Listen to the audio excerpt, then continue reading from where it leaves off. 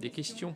Allez, mes chers collègues, j'attendais que nos collègues arrivent, mais je pense qu'ils vont venir progressivement et nous allons débuter notre commission de ce matin. Nous avons le plaisir d'accueillir Madame Claudia Scherer-Efos, qui est directrice générale de l'Agence pour l'enseignement français à l'étranger, l'AEFE.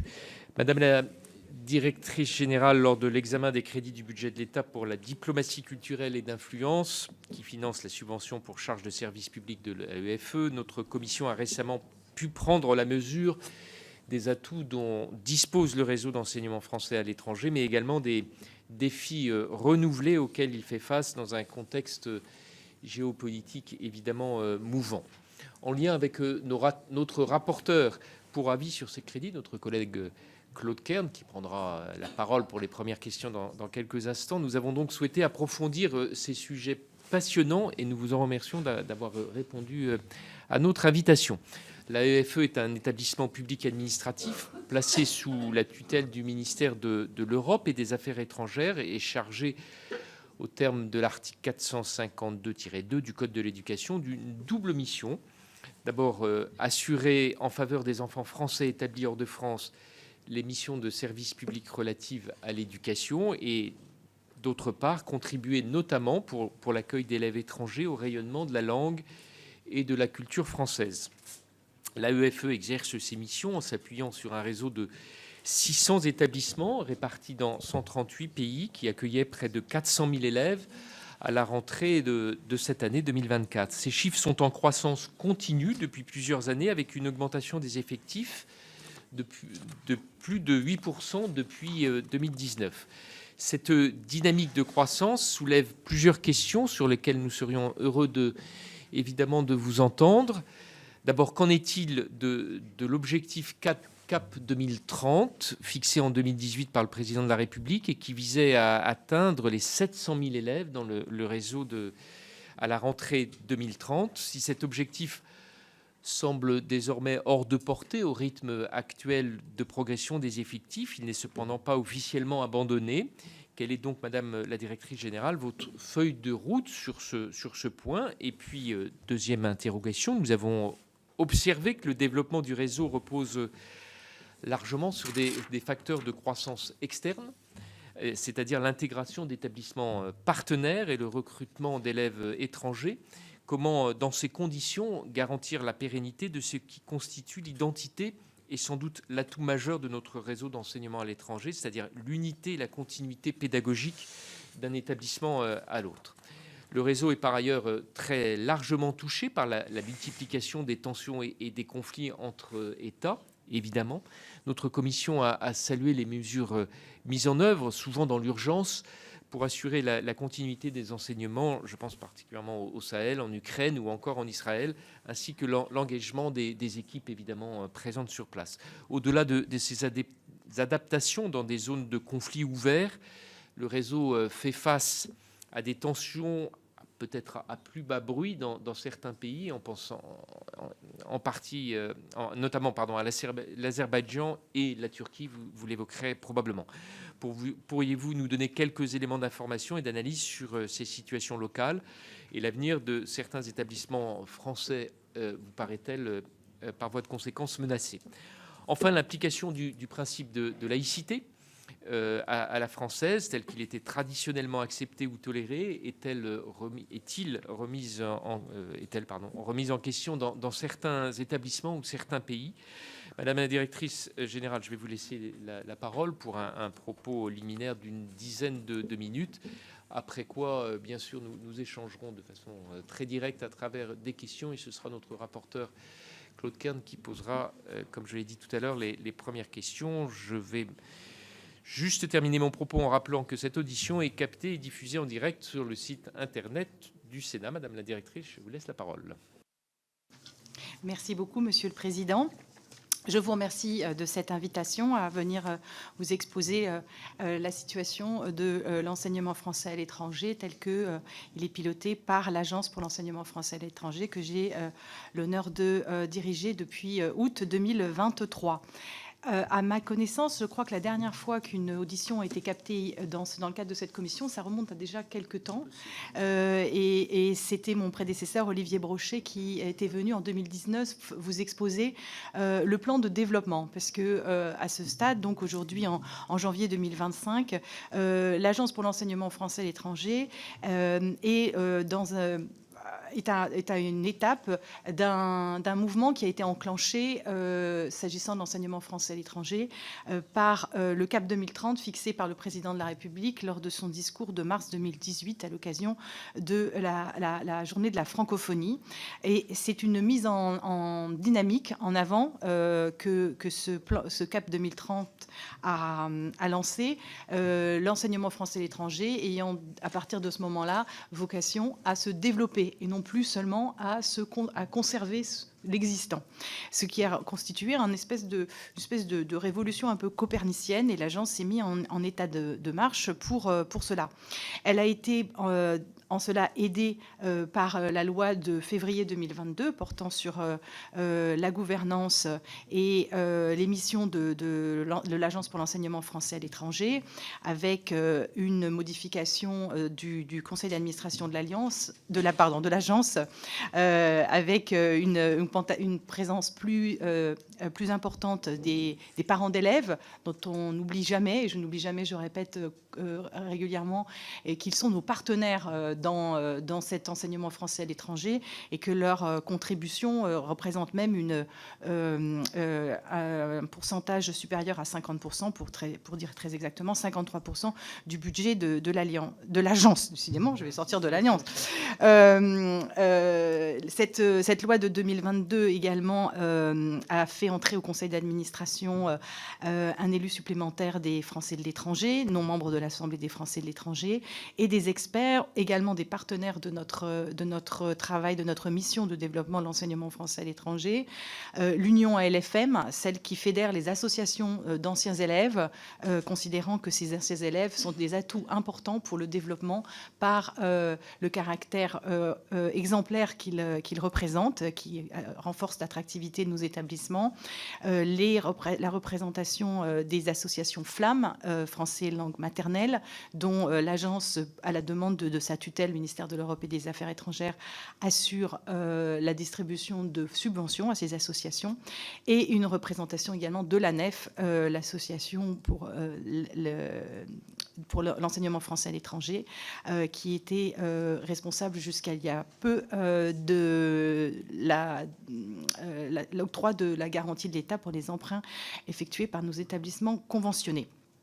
Cette loi de 2022 prévoyait aussi, dans le contexte de développement, compte tenu des nécessités avérées de disposer d'un vivier d'enseignants et de personnel plus généralement qualifié, la mise en place de 16 instituts régionaux de formation. Donc l'Agence pour l'enseignement français à l'étranger a un dispositif de pilotage qui s'appuie sur 16 zones géographiques, et dans chaque zone géographique a été installé un institut régional de formation, dans une grande majorité adossé à un établissement à gestion directe, et dans 5 d'entre eux adossés à un établissement conventionné. Ces instituts régionaux de formation aujourd'hui fonctionnent, ont leur dispositif et leur gouvernance établie. Ils ont un dispositif qui examine les demandes de formation, qui s'appelle la CPS, commission pédagogique, et une commission qui travaille à l'attribution des moyens pour ces programmes et ces plans de formation. Il y a une montée en puissance très forte de la formation dans l'ensemble du réseau, s'agissant notamment des programmes appelés PAP, des programmes qui permettent d'adapter à l'enseignement français à l'étranger des personnels présents dans les pays dans lesquels nos établissements sont installés. L'organigramme du siège de l'agence a aussi été adapté à cette politique de développement, avec la mise en place et le renforcement du service d'accompagnement et de développement du réseau, devenu ensuite sous-direction, à la rentrée dernière, sous-direction du Conseil. Cette sous-direction étant chargée à la fois de travailler avec tous les porteurs de projets intéressés à créer un établissement du réseau de l'enseignement français à l'étranger, mais aussi à accompagner les établissements déjà existants qui ont besoin d'avoir un accompagnement et du conseil, notamment à la fois dans les questions pédagogiques, mais aussi et surtout dans la soutenabilité financière de ces établissements. Une autre évolution importante de ces dernières années, c'était une évolution statutaire. Vous savez que la mission de l'agence s'incarne notamment dans la mise à disposition, le détachement de personnel de l'éducation nationale.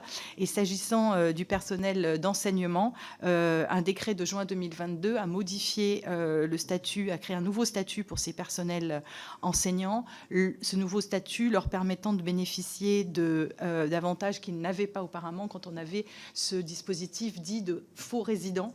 Et aujourd'hui, les personnels détachés exerçant des fonctions d'enseignement bénéficient d'une indemnité de changement de résidence et d'un droit de billet de congé, chose qu'ils n'avaient pas auparavant puisqu'ils étaient considérés comme résidents. Dernier élément d'actualité, depuis cette dernière audition de mon prédécesseur, au premier semestre 2023, la tutelle a organisé des consultations très larges sur l'enseignement français à l'étranger, qui ont notamment pris la forme d'un questionnaire auquel plus de 18 000 personnes ont répondu sur les attentes de l'enseignement français à l'étranger, et qui ont débouché sur une commission interministérielle entre la ministre de l'Europe et des Affaires étrangères et le ministre de l'Éducation nationale, le 7 juillet 2023, qui a adopté et relancé formellement la feuille de route du développement de l'enseignement français à l'étranger. Depuis, donc, comme vous le rappeliez, nous continuons à faire progresser les résultats des effectifs, du nombre des effectifs, dans un contexte compliqué, puisque justement, juste après le lancement du développement en 2019, nous avons eu la crise de la Covid qui a fortement impacté le réseau, qui a demandé un effort particulier de la tutelle, un effort financier, un effort d'accompagnement de nos établissements pour qu'ils passent ce cap, sachant que dans le reste du monde, les confinements ont été en règle générale beaucoup plus longs, prolongés, et les fermetures d'établissements beaucoup plus longs et prolongés qu'ils l'ont été en France. Certains n'ayant repris véritablement le fonctionnement normal qu'en 2022. Alors, à la rentrée 2024, vous avez mentionné tout à l'heure les grands chiffres. On compte 398 000, pour être plus exact, enfin, à la rentrée 2024, sachant que les chiffres peuvent nettement évoluer entre septembre et janvier. Dans le cadre des déplacements nombreux que je fais sur le terrain, je me rends compte que les établissements me disent que, bien que ça paraisse pour des Français, je pense, un peu contre-intuitif, dans le réseau, on a énormément de mouvements dans l'année, et notamment d'inscriptions après septembre. Je crois que nous, les Français, on aurait tendance à dire il faut d'abord inscrire des enfants, se préoccuper pour la rentrée de septembre et le reste viendra. Ce n'est pas toujours le cas, sachant que les élèves français représentent 30% des élèves des établissements français à l'étranger. 50% des élèves sont des élèves de la nationalité du pays dans lequel se trouve l'établissement, et 12% sont des élèves de nationalité tierce. Nous avons donc engrangé une augmentation de 1,4% à cette rentrée 2024. Les trois catégories d'établissements français à l'étranger, selon leur statut, évoluent de façon différente. Vous l'avez rappelé, le plus grand dynamisme de croissance, c'est celui des établissements dits partenaires, qui signent donc un accord de partenariat avec l'agence pour être accompagnés sur la qualité. Vous avez posé cette question, j'essaie d'y répondre également en partie dans mon propos liminaire.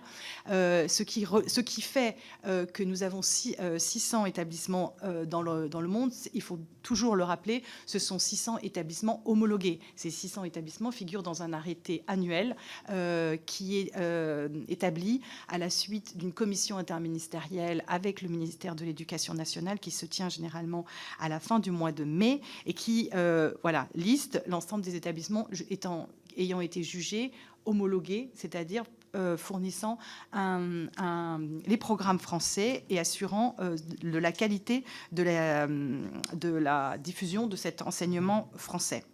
Les établissements à gestion directe sont ces établissements qui sont des services déconcentrés de l'agence, établissements publics, sont donc toujours au nombre de 68, mais voient leurs effectifs diminuer depuis quelques années, tandis que le nombre d'élèves dans les établissements partenaires augmente.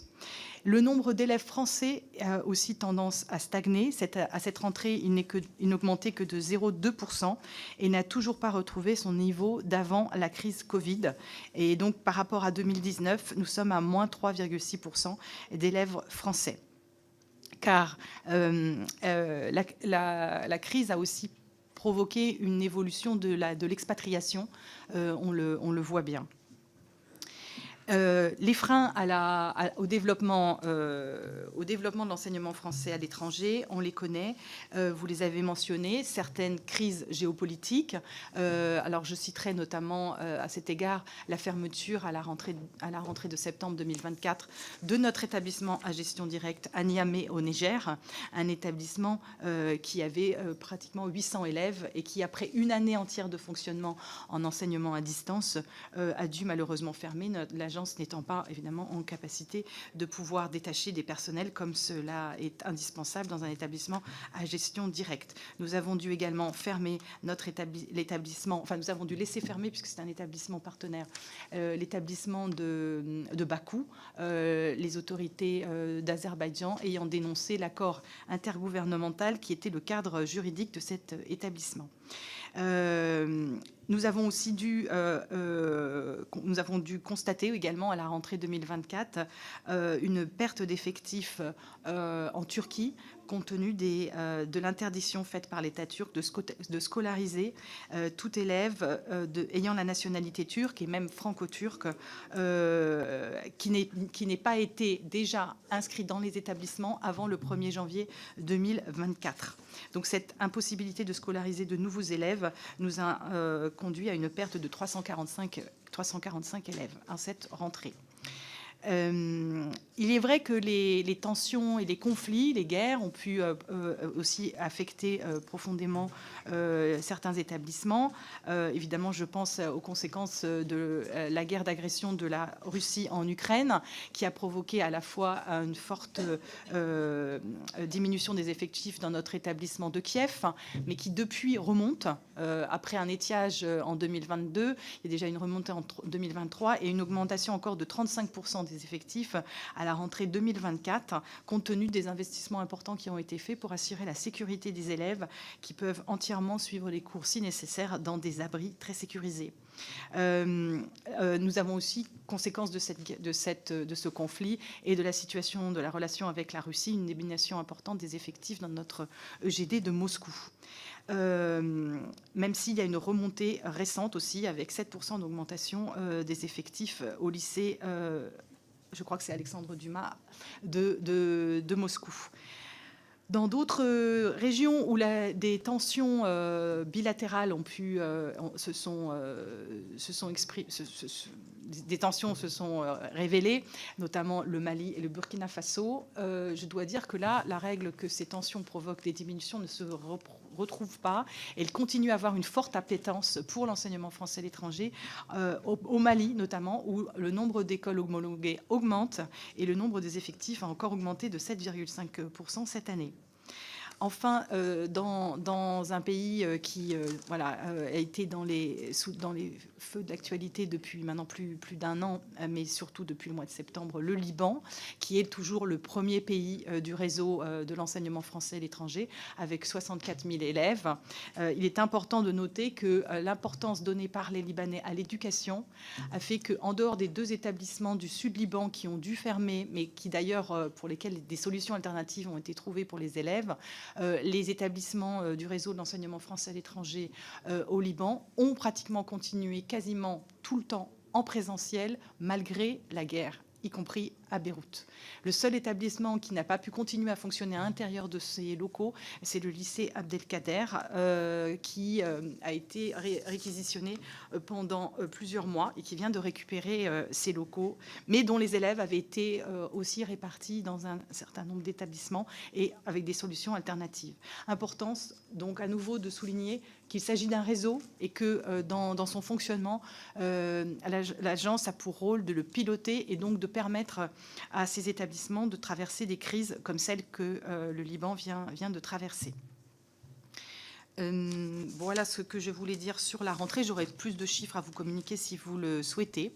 Depuis le lancement du plan de développement, l'accompagnement par la tutelle pour ce développement en s'agissant des subventions pour charges de services publics avait été fort, en croissance, notamment pour faire face à certains défis budgétaires. Je parlais tout à l'heure, ça paraissait un peu technique, mais la création de ce nouveau statut pour les personnels détachés d'enseignement avait un coût, évidemment, compte tenu des charges prises.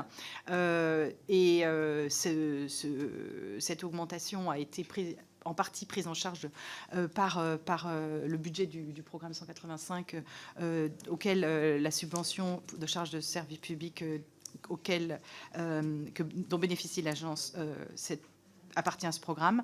Mais dans le cadre de la préparation du projet de loi de finances 2025, les contraintes budgétaires nous avaient conduit à avoir l'information de notre tutelle que nos moyens seraient diminués pour 2025 à hauteur de 15 millions dans la subvention provenant du programme 185.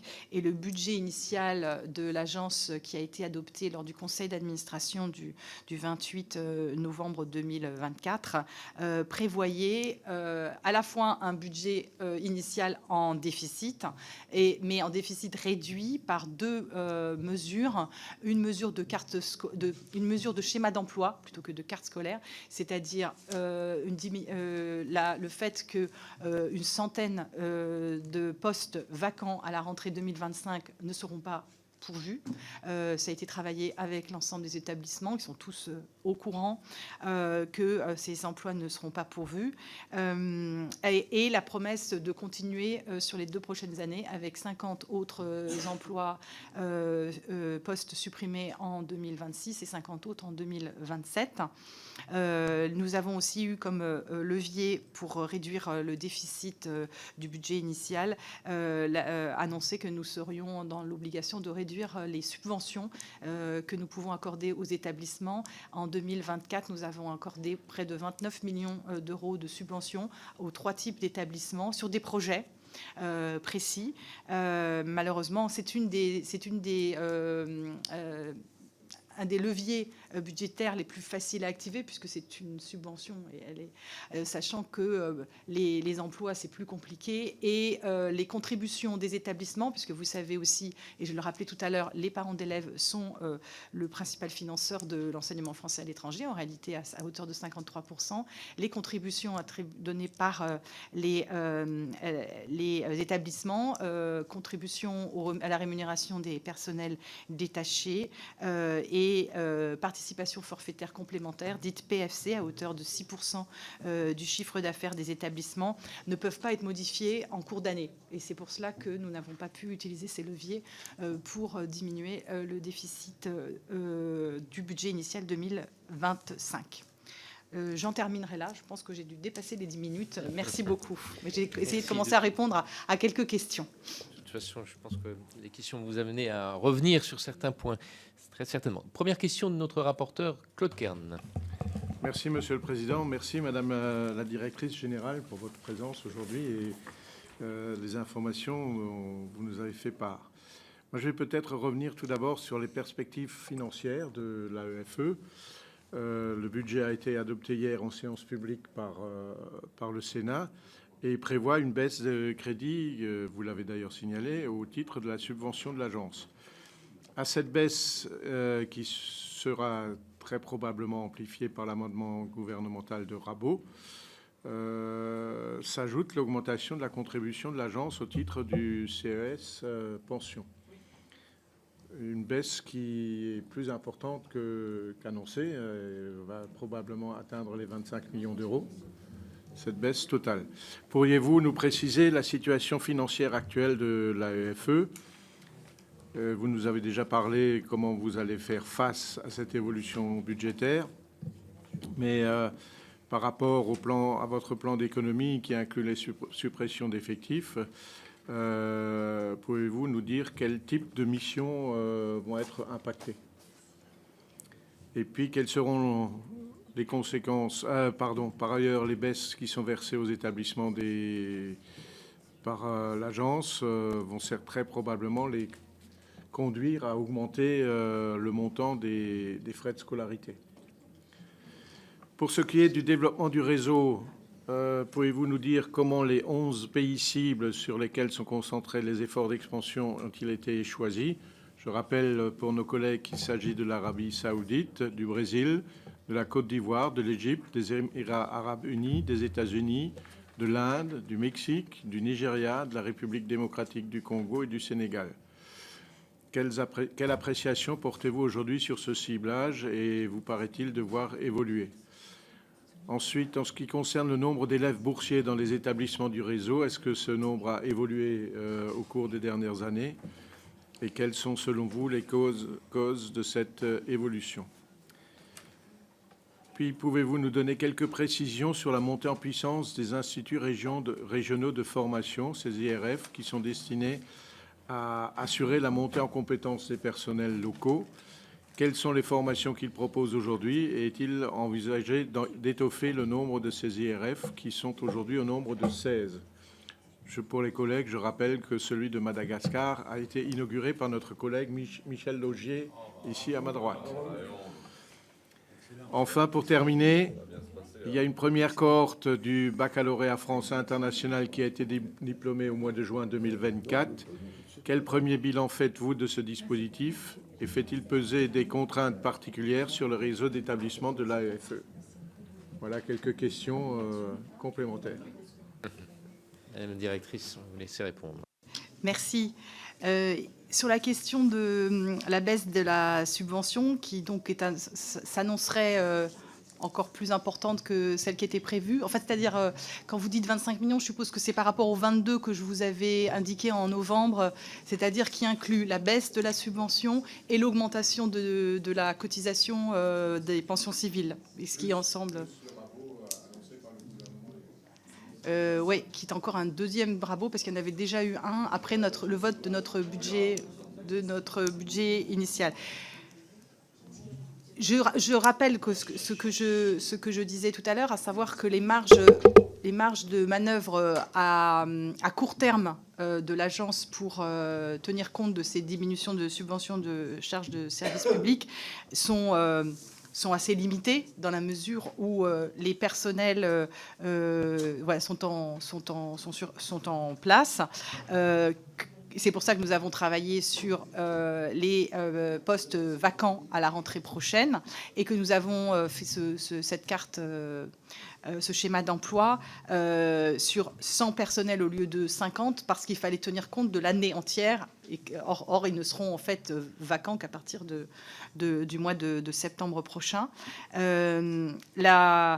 La contribution des familles, malheureusement, va devoir augmenter, effectivement. Dans un premier temps, il est vrai que l'agence dispose d'une trésorerie sur laquelle elle va devoir prendre pour passer le cap, dans un premier temps, de ces baisses de subventions dans un contexte global de réduction des moyens. S'agissant des pays cibles, ils ont été définis à l'occasion de la préparation de cette commission, de la feuille de route du développement, et qui a été validée par cette commission interministérielle de juillet 2023. Ces pays cibles regroupent à la fois des pays où il y a aujourd'hui des établissements, mais où on sait qu'il y a une marge de progression intéressante et dans laquelle d'ailleurs on constate une augmentation l'augmentation du nombre d'établissements, et de certains pays, notamment l'Inde et le Brésil, où la présence de l'enseignement français à l'étranger, dans ces pays qui sont énorme et très faible. Et donc, pour essayer de corriger cette anomalie, travailler contre voilà, une tendance naturelle qui était à être absent, quasiment absent de ces pays. Des études de potentiel ont été commandées par l'agence, et un certain nombre d'entre elles ont déjà été partagées avec les acteurs de l'équipe France en lien avec les postes diplomatiques et l'ensemble des équipes, les chambres de commerce, les consuls honoraires, les alliances françaises, et tout l'ensemble de l'écosystème dans ces pays. Et la phase après l'étude de potentiel, c'est de travailler avec les investisseurs, avec les personnes intéressées pour lancer des nouveaux établissements. Ces 11 pays cibles ont été définis pour l'instant. Ils continuent de montrer leur pertinence, mais ça ne veut pas dire non plus qu'il n'y aura pas une évolution avec l'entrée dans ce dispositif d'autres pays qui peuvent être intéressants. Pays cibles, il faut le rappeler, l'enseignement français à l'étranger a vocation à pouvoir se déployer dans les pays où il y a un développement de l'éducation internationale, donc un appétit pour l'éducation internationale. Et notre objectif est que quand il y a un appétit et des moyens des familles de classe moyenne ayant envie d'investir dans l'éducation de leurs enfants, cet appel à l'éducation internationale se fasse pour l'enseignement français et pas uniquement anglo-saxon, pour dire les choses telles qu'elles sont. Voilà un petit peu ce que je voulais dire sur la question des pays cibles. L'évolution du nombre de boursiers, oui, vous l'avez sous-entendu quand vous avez posé la question de la cause, mais vous le savez, donc le nombre de boursiers diminue assez fortement depuis 2 ans. Et quelle est la cause que nous pouvons imaginer en échange avec les consulats généraux, bien sûr, et la direction des Français de l'étranger, qui pilote ce réseau consulaire. Plusieurs raisons. La mise en place donc de cette logique d'enveloppe depuis maintenant plusieurs années fait que un certain nombre la moitié seulement des bourses qui sont allouées sont des bourses à 100%. L'autre moitié sont des bourses avec des quotités. Et nous pensons qu'il y a un certain nombre de familles qui ont des petites quotités. Au bout d'un moment, compte tenu de du caractère assez lourd du dépôt de dossier, se passe de demander ces bourses. Il peut y avoir un effet d'éviction, effectivement. Il y a aussi une augmentation constante des frais de scolarité dans un contexte inflationniste mondial. Il y a aussi une situation... il y a aussi, je dois le dire également, et je pense que la directrice des Français de l'étranger le confirmerait, il y a aussi eu quand même un gros travail qui a été fait par les services consulaires pour examiner la situation des réels des familles, et un travail, il faut le dire, fort de lutte contre la fraude pour pouvoir déterminer le réel niveau de revenus des familles demandant des bourses. Et c'est peut-être aussi une des raisons qui explique la diminution du nombre de boursiers. Mais ça n'explique pas la diminution du nombre de demandes, parce que c'est pas seulement la diminution du nombre de boursiers, c'est aussi une diminution du nombre de demandes de bourse même à laquelle nous assistons. S'agissant des instituts régionaux de formation, il y en a effectivement 16.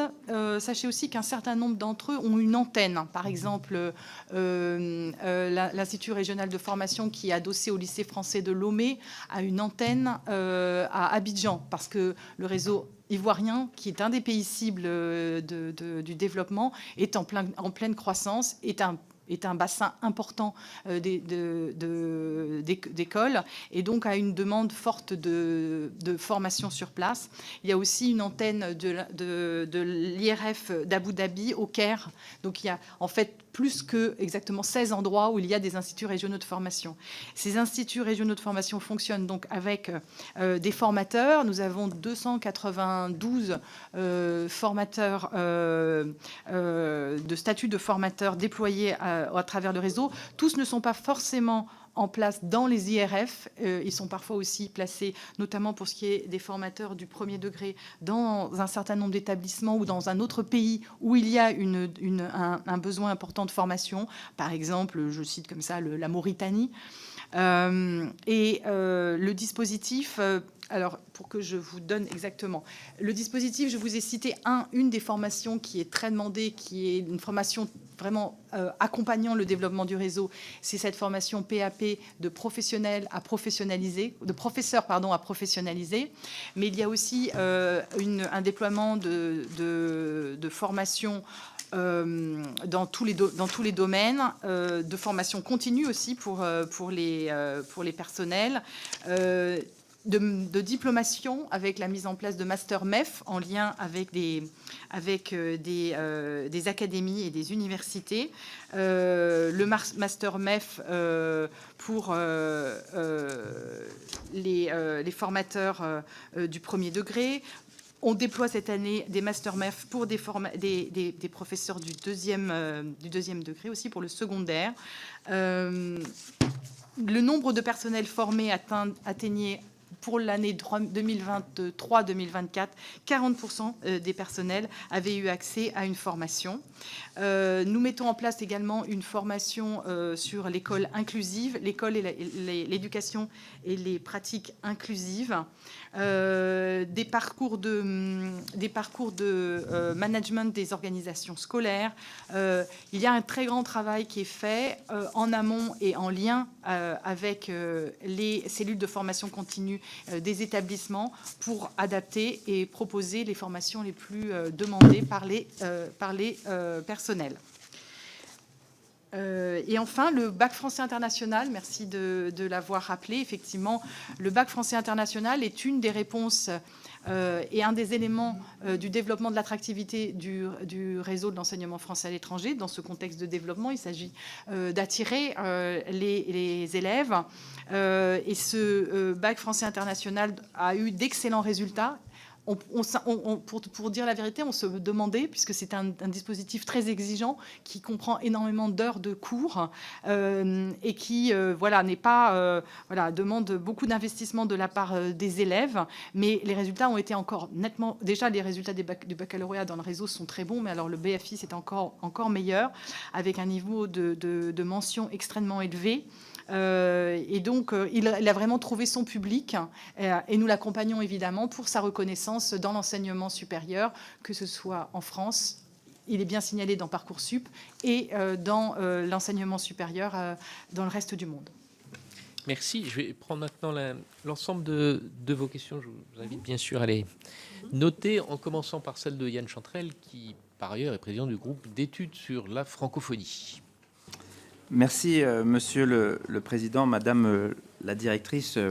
Je voudrais vous remercier justement, Monsieur le Président Laurent Lafont, pour cette audition qui montre l'importance qu'accorde notre commission justement à l'enseignement français à l'étranger. Beaucoup de choses ont déjà été abordées, notamment par le rapporteur, mais on est en pleine discussion budgétaire en ce moment même, comme vous le savez. Et effectivement, nous avons étudié votre budget hier. Et ce n'est pas une bonne nouvelle, en tout cas pour le groupe socialiste était en désaccord tel qu'il a été présenté, notamment l'amendement du gouvernement qui a ajouté un coup de rabot supplémentaire. Donc, comme l'a dit le rapporteur, c'est 14 millions d'euros initialement dans le projet de budget qui était prévu initialement, mais qui s'ajouterait 4,2 millions d'euros supplémentaires pour l'agence. Donc, c'est d'avoir aussi une petite alerte, parce que ces coupes budgétaires pour l'agence, est-ce qu'il y aura des conséquences pour les organismes qui dépendent de vous? Je pense à MLF, qui est quand même dans une situation difficile.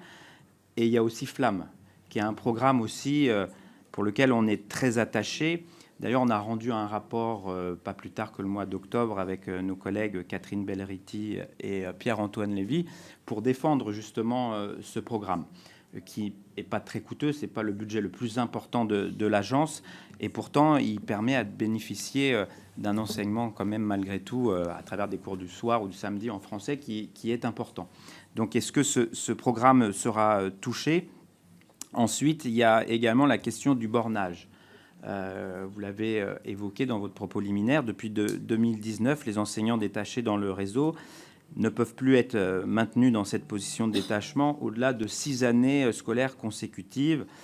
Pour beaucoup, la période justement d'échéance, de détachement va arriver cette année, 2025. Quelles sont les conséquences à prévoir pour l'agence avec l'échéance de ce premier bornage cette année, si vous avez aussi une évaluation du nombre qui serait éventuellement concerné. Ensuite, j'avais quelques questions sur l'école inclusive. Où en est-on du déploiement de l'école inclusive? J'avais cru comprendre que vous aviez aussi une réflexion pour les AESH de le faire sur critères économiques, sur la base des revenus pour octroyer une bourse aux familles, qui pourrait être, je pense, problématique. On le voit d'ailleurs avec les bourses scolaires en général, avec des effets de seuil. Donc, je pense qu'il faut une certaine vigilance par rapport à cela.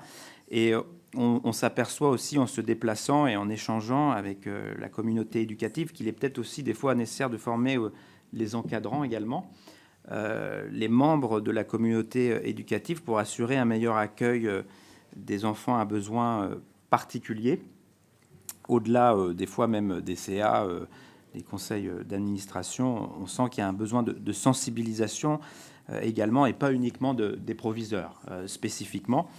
Et enfin, j'avais interpellé le gouvernement sur une pratique concrète qui a lieu au Vietnam, qui est une cellule d'écoute jeunesse qui a été mise en place par une association sur place, qui fonctionne, qui permet en fait d'avoir une assistance psychologique là où il n'y a pas de ressources dans certains pays, il n'y a pas de ce type de ressources d'accompagnement. Donc, seriez-vous favorable à l'extension de cette initiative? Merci beaucoup. Catherine Belriti.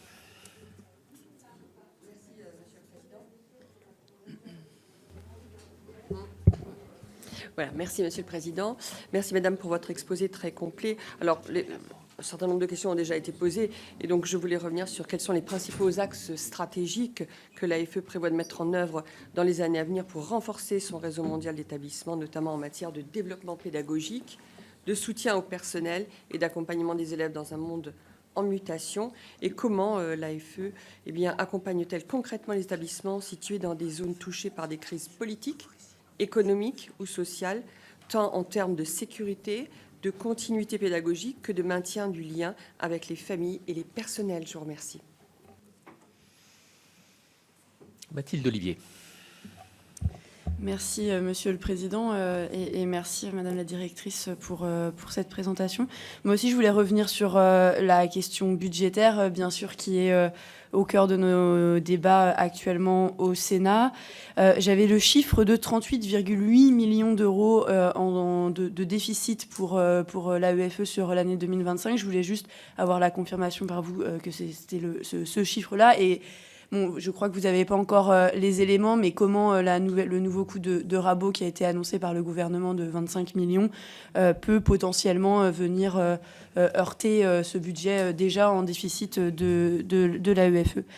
Revenir aussi sur la fermeture assez massive de postes dans le réseau, 95 postes, ce n'est pas neutre pour vous.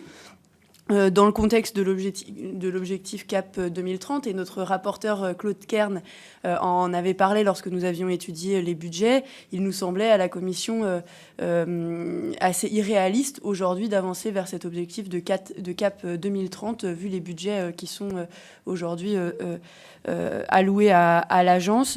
Vous avez parlé de la restructuration des postes en centrale pour pouvoir aussi conseiller ces établissements partenaires, les établissements qui veulent avoir une homologation. Vous aviez eu une augmentation aussi de ces postes en centrale pour pouvoir accompagner cette homologation. Comment ces postes en centrale sont affectés ou non par les fermetures de postes dans le réseau AEFE. Les demandes de dossiers d'homologation sont passées de 204 à 233 entre 2023 et 2024. Sur quelle dynamique vous situez-vous pour 2025 ?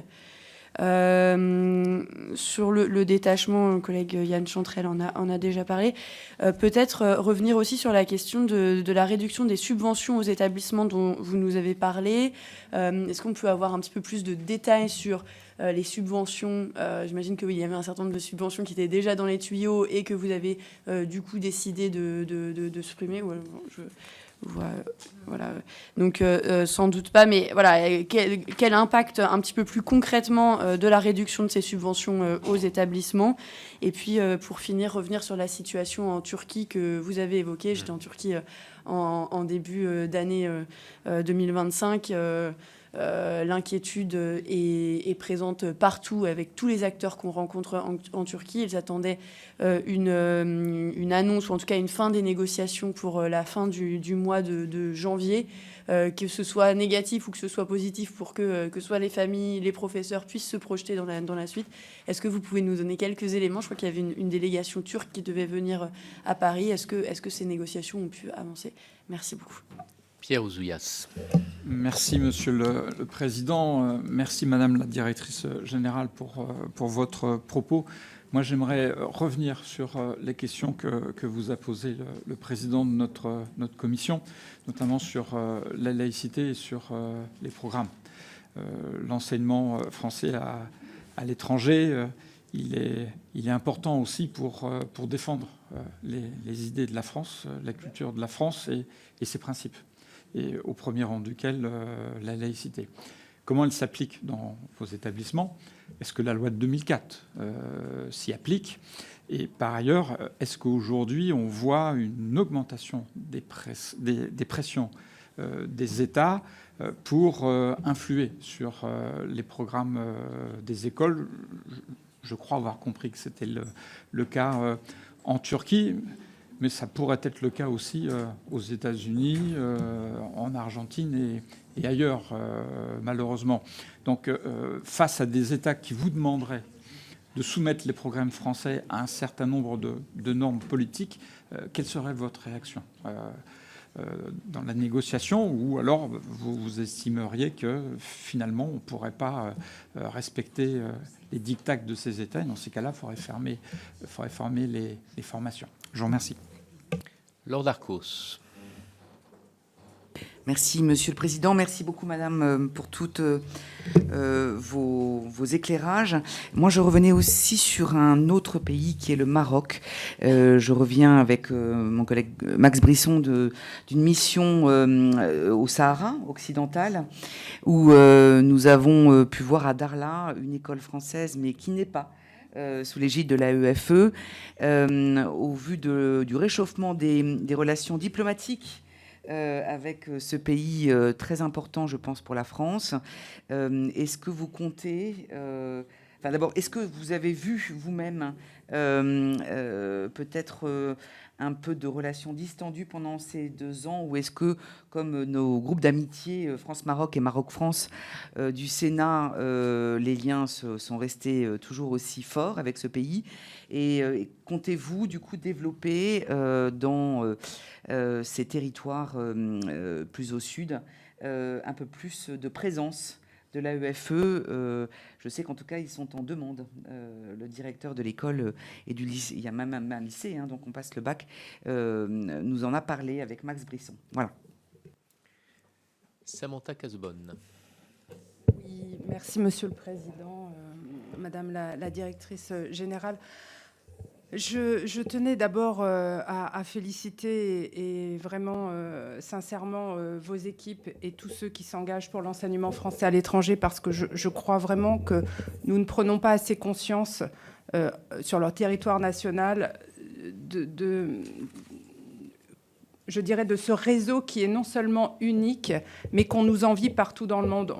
Très souvent, lorsqu'on rentre en France, on entend tout le mal qu'on peut penser parfois les uns les autres du système français, alors qu'à l'étranger, il est plébiscité, et même certains le payent très cher pour donner ce qu'ils considèrent être le mieux pour leurs enfants. Donc, en cela, je tenais vraiment à remercier tous les acteurs de ce réseau, et vous remercier, Madame la Directrice, surtout d'avoir fait le choix aussi d'accompagner prochainement un événement qui aura lieu à la Sorbonne, et pour lequel nous rendrons tous hommage à cet enseignement français à l'étranger, et surtout nous le ferons mieux connaître de nos compatriotes, car chaque année, ils consacrent 500 millions, d'ailleurs même plus maintenant, de leurs impôts pour ce réseau. Mais souvent, on le connaît mal, alors que nous y faisons des choses formidables. Alors, chers amis de cette commission, vous recevrez évidemment une invitation. Prenez déjà note, le 13 mars, vous serez invités à la Sorbonne pour rendre hommage à l'ensemble des acteurs de ce réseau. Sachez qu'aujourd'hui, grâce à cet événement, nous avons déjà plus de 77 pays qui ont fait le choix de venir participer pour plus de 180 établissements à travers le monde.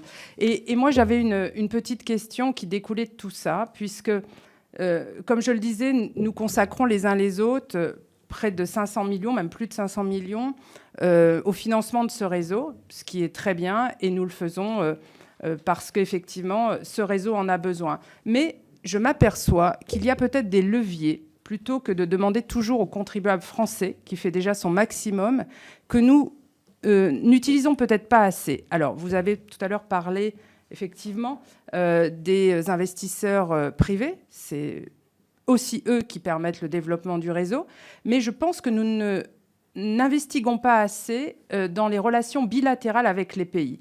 Moi, je me suis déplacée dans plus de 200 établissements à travers le monde, puisque j'y étais moi-même proviseur pendant des années dans ce réseau. Et je dois dire que je suis surprise de voir comment des tout petits pays nous aident à financer nos écoles pour réduire le coût de scolarité des familles. Et ça, c'est un point essentiel. Et même pour nous accompagner, nous Français, parce qu'ils considèrent, ces pays, qu'il vaut mieux une école, même internationale, mais qu'ils accompagnent plutôt que de prendre en charge eux-mêmes intégralement ces élèves dans leur structure nationale. C'est le cas en Allemagne, c'est le cas en Suède, c'est le cas alors je vais vous surprendre par des tout petits pays, au Costa Rica, au Maroc, où ils prennent en charge les enseignants en langue arabe, par exemple. Donc il y a une façon d'alléger les coûts pour les familles qui est justement des accords avec ces pays qui nous aident, soit par des subventions directes ou indirectes. Donc moi, ma question, elle est, pourrions-nous, Madame la directrice, peut-être imaginer aussi de revoir certains accords? Parce que, par exemple, moi, je réside en Espagne, je trouve très bien que mes filles apprennent le catalan, mais ça, c'est quelque chose que nous ont demandé dans nos accords de mettre en place les Espagnols et chacune des langues régionales ainsi. Nous avons beaucoup d'établissements là-bas. Est-ce que nous ne pourrions pas leur demander une prise en charge? Parce que là, ça revient intégralement aux familles qui se plaignent, et vous le savez, en particulier dans certains réseaux, des frais de scolarité qui augmentent. Donc, est-ce que nous n'aurions pas des leviers, c'est une question, à travailler dans les accords bilatéraux pour que les pays d'accueil nous aident, comme le font, je le redis, les Allemands, les Marocains, comme le font les Costariciens, enfin, je veux dire, des pays improbables, même dans les pays baltes. Moi, je suis surprise de voir le nombre de pays qui cofinancent et d'autres, des gros réseaux, qui ne mettent absolument aucun euro dans l'accompagnement de nos établissements, alors que nous-mêmes, nous offrons un service où nous accueillons énormément de familles du pays d'accueil. Voilà, je vous remercie, madame. Sabine Drexler. Oui, merci, Monsieur le Président. Alors, Madame la directrice, en France, et depuis quelques années, l'éducation nationale peine à recruter. Est-ce que vous ressentez cette crise des vocations à votre niveau? Est-ce que vous parvenez à recruter suffisamment d'enseignants volontaires pour intervenir dans tous les pays où vous êtes présents? Merci. Voilà, Madame la directrice, je vais vous laisser répondre aux questions. Ah, pardon, Max.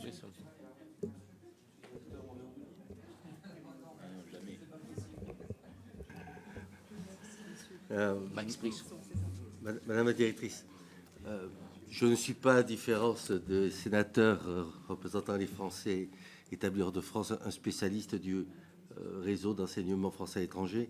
Je voudrais vous faire part je voudrais faire l'écho de deux choses que j'ai pu entendre à l'occasion de 2 déplacements en septembre avec la Commission en Côte d'Ivoire et au Bénin, et ensuite au Maroc, comme l'évoquait tout à l'heure Lord Darcos. Et puis 2 inquiétudes, ou 2 agacements, ou 2 remarques que je livre à la sagacité de notre commission et à votre réflexion. D'abord, les 2 remarques. Moi, j'étais très surpris. Je viens d'écouter ce matin à Place de Bonne et l'image que j'avais du réseau français à l'étranger. était bien celui qu'elle vient de décrire. Et j'avoue que j'étais un petit peu surpris d'entendre, au Maroc en particulier, déplorer un recul de la qualité de l'enseignement français et le fait que cet enseignement n'était pas exempt des difficultés de l'école, de notre école et des difficultés de l'enseignement français en général. J'ai entendu des parlementaires marocains en particulier dire que l'enseignement français n'était plus ce qu'il était. Alors, nostalgie peut-être, mais en tous les cas, un discours sur la dégradation d'enseignement que je pensais réservé à l'Hexagone et que j'ai trouvé, même si je comprends très bien ce qu'a excellemment dit Samantha Cazebonne il y a un instant, que je partage largement et que je portais moi-même. Donc ça, c'est le premier écho que je voudrais vous faire. Le second écho que je voudrais évoquer, c'est le coût et les solutions alternatives pour des réseaux beaucoup moins chers que le nôtre. Moi, là aussi, j'étais surpris d'entendre des collègues parlementaires marocains nous dire qu'ils avaient fait d'autres choix, tout simplement parce qu'ils étaient moins chers. Et par exemple, le réseau espagnol, ce qui au Maroc, quand même si nous sommes fort bien implantés, est un peu surprenant. Ça, c'est les deux échos que je voulais porter, mais que vous avez certainement entendu bien des fois. Après, deux remarques plus personnelles. Sur les coûts de scolarité, moi, j'ai une inquiétude. Parce que finalement, et je l'ai ressenti profondément en Côte d'Ivoire ou au Bénin, nous sommes très associés aux élites dirigeantes. Après, et le jour où il y a contestation et révolution, on est largement assimilé au pouvoir en place. Est-ce que c'est notre rôle? Voilà. Moi, j'ai une inquiétude. Ça a toujours existé. Ce n'est pas simple. Mais enfin, quelque part, nous nous éloignons de la population dans sa diversité. Et c'est largement lié au coût croissant de la scolarité. Il y a un véritable problème, me semble-t-il. En tout cas, c'est un ressenti et j'étais un petit peu mal à l'aise. Et la deuxième remarque, c'est que ce qui m'agace, c'est la rupture qui est en train de se produire entre l'enseignement secondaire et l'enseignement supérieur. Fidélité encore à l'enseignement secondaire, mais dès que l'on passe à l'enseignement supérieur, c'est cap sur les anglo-saxons. Et avec même des exigences de parcours bilingue pour poursuivre. Nous ne sommes peut-être pas là pour permettre aux élites de certains pays d'aller faire leurs études dans l'enseignement supérieur anglo-saxon et américain en particulier. Voilà, deux échos de ce que j'ai entendu et deux remarques plus personnelles sous forme d'agacement, mais je pense ne vous avoir rien appris. J'ajouterais à ce moment-là l'inquiétude de Max Brisson, parce que c'est vrai que quand la commission se déplace, c'est pas très fréquent, mais quand on le fait à travers d'autres groupes d'amitié ou d'autres instances sénatoriales, on est très vigilant à aller dans les établissements français pour justement aller sur place et visiter. Et c'est vrai qu'on sent dans les établissements, alors pas ceux qui sont en gestion directe, mais les établissements partenaires, qui a un peu une attractivité par le modèle, envers le modèle anglo-saxon. Et finalement, ce qui est recherché, c'est pas tant le lycée français que le lycée international. Comment peut-on résister par rapport à cette tentation de perdre un peu notre spécificité pour aller vers des lycées de haut niveau, mais qui s'apparenteraient plus à des lycées internationaux issus du modèle anglo-saxon que ceux de notre modèle français. Merci beaucoup, Monsieur le Président. Donc, je vais reprendre, j'espère, en oubliant rien. Je crois qu'on avait commencé par vous, Monsieur le Sénateur Chantrel, hein, oui, c'est ça. Hein. Donc, l'annonce de encore 3 millions de moins n'est pas une bonne nouvelle. Et parce que je pense que c'est 3 millions de moins, parce que je pense que il y avait 1,2 million qui était déjà prévu dans le premier coup de rabot de fin d'année dernière. J'ose espérer que c'est cela. Nous allons donc travailler pour le budget rectificatif numéro 1 que nous présenterons au conseil d'administration en mars prochain, des mesures pour atténuer, enfin, ou prendre en compte cette nouvelle diminution de la subvention pour charges de service public, sachant qu'à l'heure actuelle, nous sommes encore en phase de service voté et nous sommes en discussion avec la tutelle pour voir comment elle va pouvoir nous apporter cette subvention, la part de une proportion de la subvention en début d'année. Quel impact ça va avoir pour les flammes? Pour l'instant, nous n'avons pas comme vous le dites, vous le rappeliez vous-même, le montant n'est pas très significatif, donc c'est pas tellement un endroit où on va pouvoir trouver de grandes sources d'économie. S'agissant du soutien de l'agence à la mission laïque française, il se double en fait d'un intérêt fort du point de vue politique, parce que le soutien de l'agence à la mission laïque française, il prend surtout la forme de la prise en charge de personnel dans les établissements du réseau MLF au Liban, qui sont entièrement pris en charge par l'agence, sans contribution du tout de la part de ces établissements, donc sans le retour de participation à la rémunération des résidents qui est demandé à l'ensemble des autres établissements. Nous allons probablement pas revenir non plus là-dessus et continuer ce soutien dans un contexte effectivement délicat pour la mission laïque française. S'agissant du bornage, à 6 ans des détachements, en réalité, en 2025, les calculs que nous avons faits, enfin les informations que nous avons à la DRH de l'agence montrent que le nombre de personnels vraiment impactés en 2025 est faible. Je crois que c'est de l'ordre de 20 ou 30 personnes, pour ce qui concerne des personnels détachés par l'agence. En revanche, en 26, ça commence à être plus important, et en 27, ça sera très important.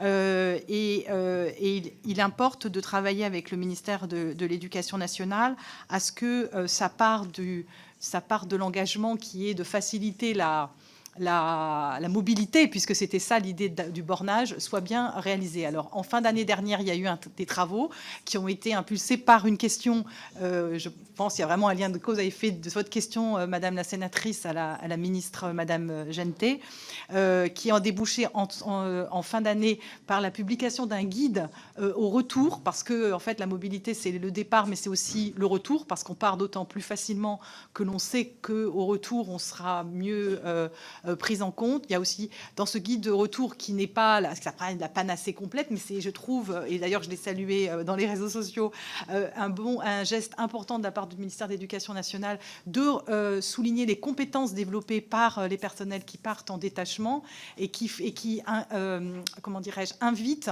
les académies à se saisir de cette richesse et de ce potentiel, à permettre aux personnels qui sont partis à l'étranger de revenir en candidatant sur des postes à profil, et de ne pas retomber à la fois dans l'énorme maelstrom de cette gestion des ressources humaines du MENJ, dans lesquelles nos personnels, malheureusement, ne s'y retrouvent pas. Et il y a une grande perte qui est dommageable pour tout le monde des compétences qu'ils ont développées. S'agissant de l'école inclusive, nous avons 10% des élèves du réseau qui sont considérés comme élèves à besoins éducatifs particuliers. Ce sont nos statistiques qui permettent de le définir. Nous avons depuis 2016 un observatoire pour les élèves à besoins éducatifs particuliers qui regroupe sous ma présidence un ensemble de partenaires dans la mobilisation, que ce soit la MLF, qui est très présente, les organisations syndicales, les représentants des associations de parents d'élèves, pour travailler à l'échange de bonnes pratiques. Nous allons mettre en place. Nous avons aussi une inspectrice de l'éducation nationale au siège, qui est tout particulièrement en charge de ce suivi de l'école inclusive, sachant que nous avons à l'agence, entre celle qui est à l'agence et l'ensemble du réseau, seulement 17 inspecteurs de l'éducation nationale.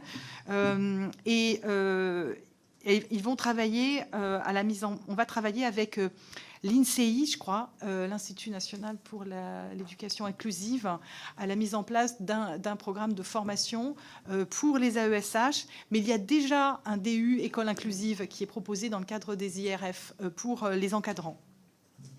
Donc c'est un travail en cours. Il y a clairement aussi la mobilisation du réseau pour mettre en place cette école inclusive. Sur la cellule écoute jeunesse que vous avez signalée au Vietnam, mais je n'ai pas pu vous interagir pour vous faire préciser, c'est pour les élèves, c'est-à-dire c'est pour les besoins, c'est pour les élèves, c'est-à-dire moi, je constate que dans le réseau, dans la mesure du possible, dès que c'est possible, il y a souvent une demande, et ça se travaille notamment en lien avec les parents d'élèves, qui sont nos partenaires. On essaye de mettre à disposition un psychologue dans les établissements quand c'est possible, et c'est très demandé. On a quelques psychologues de l'éducation nationale qui sont dans le réseau, d'ailleurs avec un souci concernant leur prime, d'ailleurs, que nous n'arrivons pas à transposer. C'est une préoccupation importante, et si ce dispositif donne satisfaction, je veillerai à ce que nous puissions, dans un travail de diffusion des bonnes pratiques, d'en informer le plus d'établissements possible. Madame Belretti, vous m'avez parlé d'axes stratégiques de développement. Le développement pédagogique, l'axe stratégique sur lequel travaille l'agence, c'est le développement avec plus d'élèves, mais pas moins de qualité.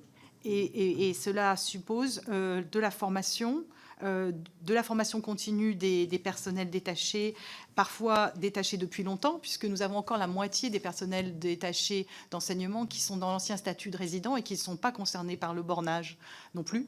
C'est deux choses d'ailleurs qui ne vont pas ensemble, mais qui se retrouvent souvent ensemble, et qui ont besoin d'être formés de façon continue. Et puis tous les nouveaux personnels ou tous les personnels de droit local que nous employons et auxquels nous tenons à donner les meilleurs outils pour améliorer leurs pratiques pédagogiques. La continuité pédagogique en cas de crise. Alors, il y a, vous savez, le directeur général adjoint de l'agence et officier de sécurité préside toutes les semaines une cellule de veille qui se transforme en cellule de crise et qui se réunit aussi souvent que nécessaire en cas de nécessité. Nous avons développé, à la faveur de la crise de la Covid, une compétence réelle en termes d'enseignement à distance, que nous actionnons lorsque les circonstances le demandent. Elle a été actionnée pendant quelques jours. Effectivement, je disais tout à l'heure qu'au Liban, l'enseignement en présentiel avait continué pendant longtemps, mais il y a eu quand même des périodes. Il y a des périodes aussi de crise climatique. Je constate que de plus en plus, nous sommes confrontés à des situations où des événements climatiques majeurs conduisent à fermer les établissements. Il y a aussi des crises politiques. Nous avons des crises politiques en ce moment en Mozambique, par exemple, qui supposent que les établissements sont fermés. Et dans ce cas de figure, nous mettons en place des dispositifs d'enseignement à distance pour permettre la continuité pédagogique.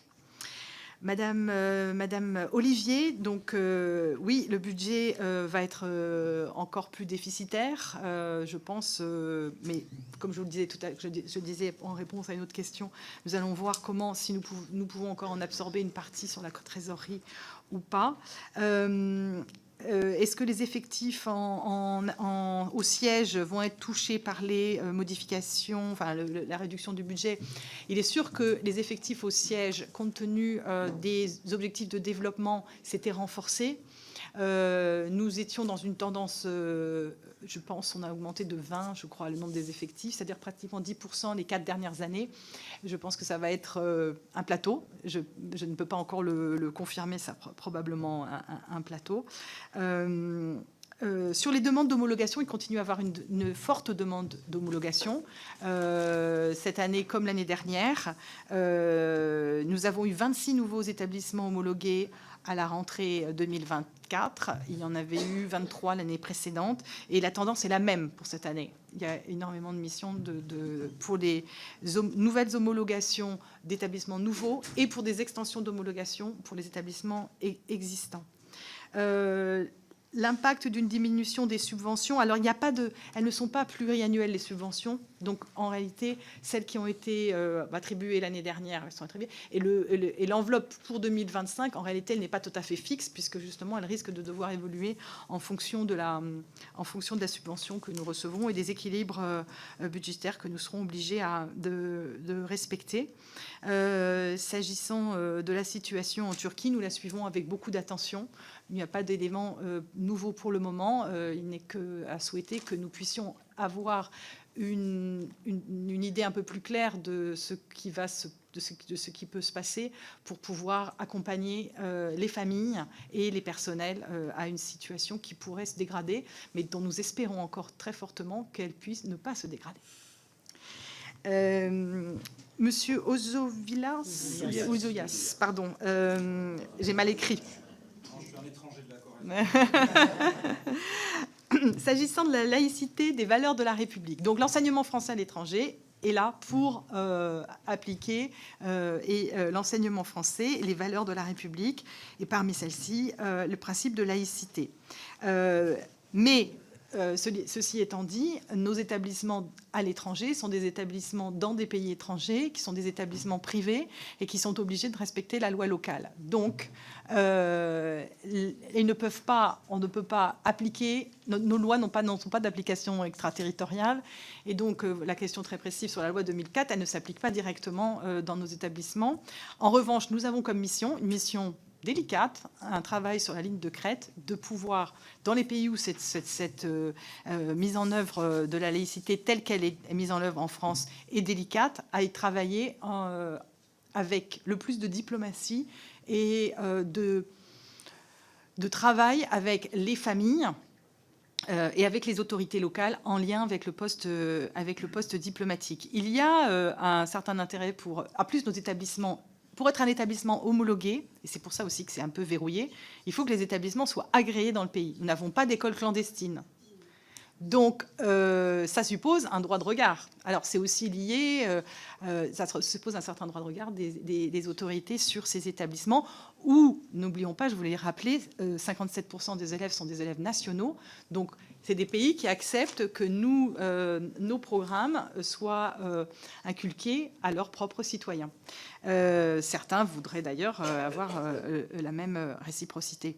Donc, nous veillons à éviter, à faire en sorte que l'homologation, qui, elle, demande à ce que les programmes soient entièrement, les programmes de l'enseignement français soient entièrement dispensés dans ces établissements, puisse l'être tout en pouvant garder l'agrément des autorités. Donc c'est un subtil jeu à mettre en œuvre. Mais si la question exactement est est-ce qu'il y a des voiles dans certains de nos établissements, la réponse est oui, parce que dans certains pays, c'est la loi et on est soumis à cette loi. Madame Darcos, sur le Maroc, oui, j'ai eu la chance de faire partie de la délégation présidentielle lors de la visite d'État du président de la République et l'annonce qu'il a faite lors de son discours à la communauté française à Rabat sur le passage des examens à Dakhla et l'Ayoun. Non, comment Ayoun. Voilà, pardon. Ces établissements sont du réseau de la MLF, je crois. Et donc, ils sont du réseau de l'enseignement français à l'étranger, même s'ils sont évidemment partenaires de la MLF. La situation des relations bilatérales, le Maroc est un pays, le deuxième pays du réseau, donc avec plus de 48 000 élèves.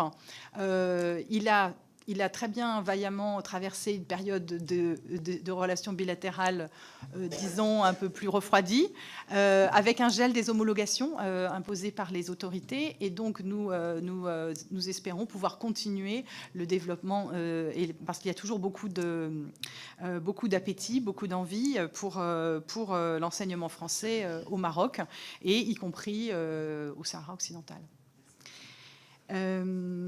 Madame la sénatrice, donc j'ai bien noté, il n'y avait pas une question particulière, mais je voulais quand même, mais vous le savez déjà, sur la question de la relation avec des États, très prochainement, la Nouvelle-Zélande va ouvrir un établissement public avec nos programmes. C'est quelque chose que nous attendions depuis longtemps, mais c'est tout à fait le modèle que vous citez. C'est une charter school néo-zélandaise. Il n'y aura pas de frais de scolarité et ça sera le programme français. Vous me permettez une réaction. En fait, c'est ça, évidemment, et d'ailleurs, je m'en réjouis puisque j'ai accompagné, je ne dis pas pour me ramener à ma petite personne, mais simplement c'est une réalité, cette école, en me déplaçant en Nouvelle-Zélande, qui d'ailleurs va occuper les locaux de l'Alliance, et j'accompagne actuellement aussi le poste pour justement trouver avec eux des investisseurs, et j'aurai une visio avec eux dans quelques jours, justement, pour voir un peu l'évolution, parce qu'ils vont commencer du CP au CM1. Non, c'était pas tout à fait ça. Alors, c'était ça aussi, et vous avez raison. Mais ce n'est pas que ça. C'était, par exemple, au Costa Rica, ils financent par des subventions des bâtiments. Voilà, donc ils nous mettent à disposition soit des bâtiments, c'est le cas par exemple en Allemagne, soit ils nous aident à les entretenir par des subventions, c'est le cas au Costa Rica, soit ils nous mettent des professeurs que nous n'avons pas à payer, comme c'est le cas au Maroc. Et moi, ce que j'aimerais, vivant en Espagne, où là c'est vraiment l'un de nos plus gros réseaux, où nous avons de grosses difficultés, pour le financement, et vous le savez, vous avez été souvent alertés sur les frais de scolarité en Espagne et les familles qui peinent. Mais moi, je pense que là, nous avons aussi une part de responsabilité à renvoyer aux pays hôtes qui, demain, s'ils se retrouvaient à nous voir fermer tous nos établissements français en Espagne, seraient bien à mal de pouvoir accueillir ces élèves-là. Donc, ils ont tout intérêt, ils devraient le comprendre comme les Suédois, comme les Norvégiens, comme les Allemands, que nous aider à financer, lorsque nous accueillons 3/4 d'élèves de nationalité espagnole dans nos écoles, ce serait bien qu'ils nous aident. Voilà. Et je pense que là, la nouvelle ambassadrice, peut-être, aimera ou peut-être s'emparer de ce sujet, parce que pour moi, il y a des leviers que nous n'avons pas encore exploités, et entre autres sur la prise en charge des langues régionales qui coûtent très cher et dont les familles ne voient pas toujours d'ailleurs très bien l'intérêt quand on apprend le valencien et quand on est de passage pour 3 ans, ou le catalan, ça n'a pas toujours un grand intérêt, et en plus on doit le payer. Donc moi je trouve ça légitime. Je trouve ça légitime parce que c'est eux qui fixent les règles, mais qu'ils nous aident à financer nos écoles me semblerait aussi tout à fait normal. Voilà. C'est noté. Madame Drexler, la crise des vocations en France, effectivement, le vivier des personnels souhaitant être détachés à l'étranger, notamment dans les personnels d'enseignants, n'est pas en voie d'extension, et ça peut provoquer des tensions dans le processus de détachement des personnels de l'éducation nationale. Nous le subissons avec à chaque rentrée des postes vacants à la rentrée, en réalité parce que des personnels ont été sélectionnés dans des commissions locales dans les établissements présidées par les COCAC, et la demande de détachement ensuite n'a pas été acceptée par les autorités, et c'est assez fortement le cas dans certaines académies en tension, et notamment pour les professeurs des écoles, où il y a une tension encore plus forte sur le vivier. C'est effectivement une réalité à laquelle nous sommes confrontés, et qui rend d'autant plus inquiétante la question du bornage, puisque du coup il y aura plus de personnel à remplacer, et dans une situation tendue. Voilà, je crois que sinon, parce que Monsieur Brisson, c'était essentiellement des remarques que vous avez faites. S'agissant de l'attrait de l'enseignement supérieur anglo-saxon, en fait, quand même, pour être un peu provocatrice, notre objectif étant d'augmenter le nombre d'élèves dans le réseau homologué de l'enseignement français à l'étranger. Vous voyez, dans cette logique, il faut aussi qu'on soit capable de pouvoir attirer des élèves qui sont intéressés par un autre enseignement supérieur. Du moment qu'ils passent quand même 15 ans chez nous avant, j'ai envie de dire, on les prend même, et si on peut les attirer en leur disant, avec le bac français international, avec un bac qui est reconnu dans tant de pays, vous pouvez aller faire vos études où vous voulez. Vous voyez, c'est aussi ça. C'est aussi une question de quels sont vos objectifs. Si je ne me faisais que me limiter aux élèves qui n'iront que dans l'enseignement supérieur français, j'en aurais que la moitié. Parce que c'est comme ça, les chiffres. Merci. Merci, Madame la Directrice. Vous avez vu, nous sommes très intéressés par ces établissements français à l'étranger. Nous les suivons avec attention. Donc, vous faisiez la remarque que votre prédécesseur était venu en 2019. On évitera peut-être d'attendre 5 ans ou 6 ans avant que vous ou votre successeur ne revienne. En tout cas, merci beaucoup pour vos réponses.